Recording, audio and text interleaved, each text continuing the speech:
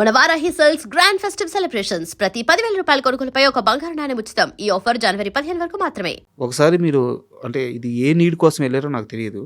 ప్రభాస్ గారిని ఈవెంట్కి రమ్మని పిలవడానికి వెళ్తే ఎందుకు డార్లింగ్ అయ్యేది 2 కోట్లే కదా నేను ఇచ్చేస్తా అన్నారు.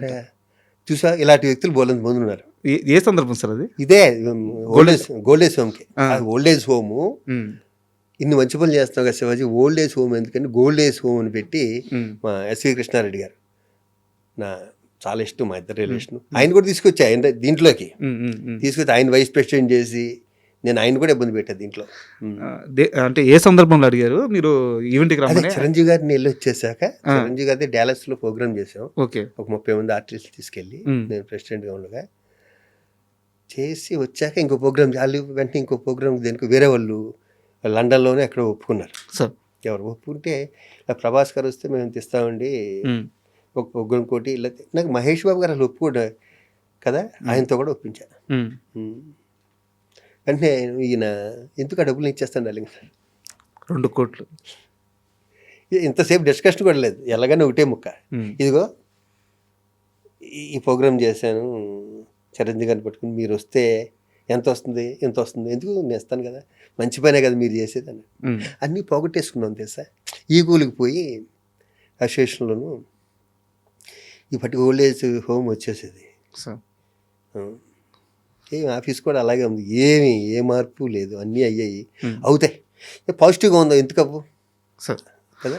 ఇప్పుడున్న అసోసియేషన్ గురించి మీరు అడగొద్దన్నారు, నేనేం అడగట్లేదు. ఒకటే ఒక క్వశ్చన్, మాకి ఎందుకు అడగొద్దన్నా చెప్పనా? మోహన్ బాబు గారి వాళ్ళు అడగొద్దన్నా.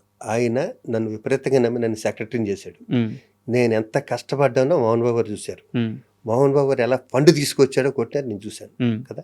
వాళ్ళ తాలూకు మనుషులు ఉన్నారు కాబట్టి నేను అడుగుతాను. నేను ఆయన దగ్గర గౌరవం పోగొట్టుకోకూడదు, అడిగి. ఓకే కదా, వాళ్ళకి చేయలేనే ఉంది. పక్కన తొప్పడాగాలు ఉంటారు కొంతమంది, వాళ్ళకి ఏమీ తెలియదు, వాళ్ళు సినిమాల్లో కనిపించరు, ఎక్కడో కనిపించరు. వాళ్ళు మాటలు నమ్మొద్దని మాత్రం నేను చెప్తాను మా ఫ్యామిలీకి. బాగుపడుతుంది అప్పుడు అసోసియేషన్ బాగుపడుతుంది, అంతకన్నా ఒక్క మొక్క కూడా నేను చెప్పను. శివాజీ రాజా కొత్తగా సినిమాలు చేసి కొత్తగా పేరు తెచ్చుకొని కొత్తగా గుర్తింపు తెచ్చుకోవాల్సిన అవసరం లేదు. కానీ సినిమా అంటే ఒక ఫ్యాషన్ ఉంటుంది కదా, సినిమా అంటే ఒక పిచ్చి ఉంటుంది కదా.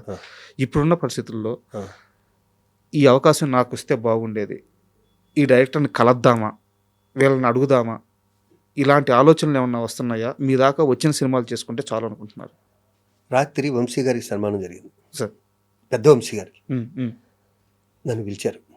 నేను మామూలుగా సన్మానాలకి వాటికి వెళ్ళను, అసలు నాకు చేస్తానన్నా కూడా వెళ్ళను సార్. అది బద్ధకం అనుకోండి, ఇంకోటి అనుకోండి, ఏదైనా అనుకోండి. నేను బెంగళూరులో ఉండగా, కర్ణాటకలో ఉండగా నాకు ఫోన్ వచ్చింది, సార్ పెద్ద వంశీ గారికి ఇలా సన్మానం, నేను వస్తాను 8వ తారీఖు సార్, 4వ తారీఖు సన్మానం సార్, నేను 100% వస్తాను ఆయన గురించి. మీరు ఏళ్ళ పెడితే నాకు వేలు గుర్తొస్తుంది. ఇదిగో ఇదే ఆ మహానుభావుడు చేసిన పని. సరే ఏమైనా సరే 4వ తారీఖు ఆయన దగ్గరికి వెళ్ళాలని 4వ తారీఖు ఫంక్షన్కి వెళ్ళాను. ఆ ఫంక్షన్లో నేను ఒక ఆయన గురించి మాట చెప్పాను. నేను ఇండస్ట్రీలోకి ఇద్దరినే దృష్టిలో పెట్టుకొచ్చా, ఒకటి జంజాల్ గారు, రెండు పెద్ద వంశీ గారు. అప్పట్లో నాకు వాళ్ళిద్దరే కనిపించేవారు. పెద్ద వంశీ అన్న వ్యక్తిని నేను క్యారెక్టర్ అడిగాను. ఈ రోజు వరకు జంజాల్ గారిని కానీ ఎవరిని ఈ 40 ఏళ్ళలో నేను ఒక వ్యక్తిని ఈ రోజు వరకు క్యారెక్టర్ అడగలేదు. అదే మాట్లాడాను అక్కడ.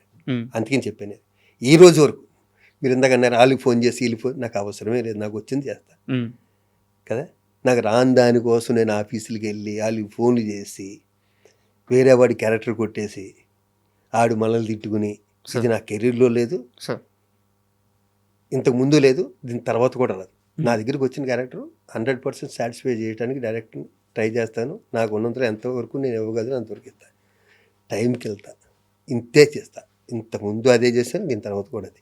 ఫోన్లు చేసావు వాళ్ళని ఇబ్బంది పెట్టే టైపు కాదు, నేను అడగను కూడా అడగను. నా దగ్గరికి వచ్చినా కూడా నాకు నచ్చితేనే చేస్తా.